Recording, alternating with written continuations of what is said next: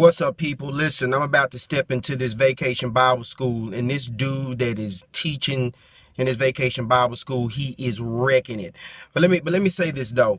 He's a white guy, and so and not all white guys are like this, but he's a white guy, and he doesn't speak like most black preachers. Some may think he's kind of monotone, kind of goofy, but the dude is bringing solid word and solid meat. And one of the things that I've been thinking about is how many people that I know who would hear this guy and try to listen to this guy and turn him off because he's not coming with a certain swag, or he's not coming with a certain flavor, he's not ministering with a certain style. No matter, even though he's bringing meat, there are many people who wouldn't listen to him because he doesn't have the right seasoning. Let me tell you something. The word of God is so important that whenever it is being preached, whenever it is being taught, you need to listen. And there are some of us, we're more addicted to fleshly seasoning than we are to spiritual meat.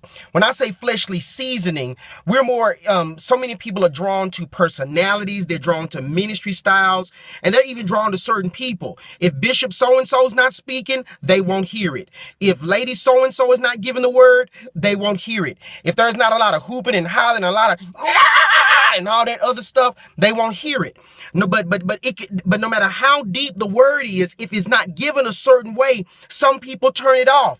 But you all, spiritual meat is sound doctrine. When the word of God is being taught and it's in line with other scriptures and it's sound doctrine, you need to listen, because that's spiritual meat, and that's what you need in order to grow spiritually and survive spiritually.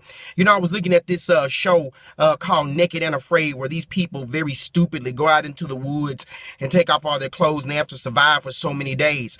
But after in the wilderness for so long, they need protein. So they always try to find a pig or a squirrel or a snake or something to kill so they can eat the meat and get the protein. And whenever they kill whatever, they are so glad to get the meat that they eat it, even though they don't have any seasoning. And that's how they survive. Let me tell you something. Life is rough. You need the word of God. And if the word of God is being taught, if it's sound doctrine, if you're being challenged by it, if you're being convicted by it, if you're being encouraged by it, you need to continue to listen to that and feed off of that. And don't be caught up in how it's given. Just be caught up in the word itself. If Big Bird and Barney were up and they were given sound doctrine, I would listen reverently, because it's the word of God. Don't be so caught up in the vessel that you miss the living water. And so I challenge you, when you go to a church or when you listen to a speaker, look past them and look for the meat. You know, one thing I hate when I order shrimp fried rice from a place and when I get the shrimp fried rice, it's a whole lot of rice and just a few shrimp, and I got to fight to find the shrimp. And there are many churches like that. You get a lot of fluff and stuff and a lot of good emotional stuff, but there's very little word. But if you get to a place where the word of God is being taught, and you're being challenged, and you're in godly community with accountability where you can grow, that's the place you need to be. So what do you want? Meat or seasoning?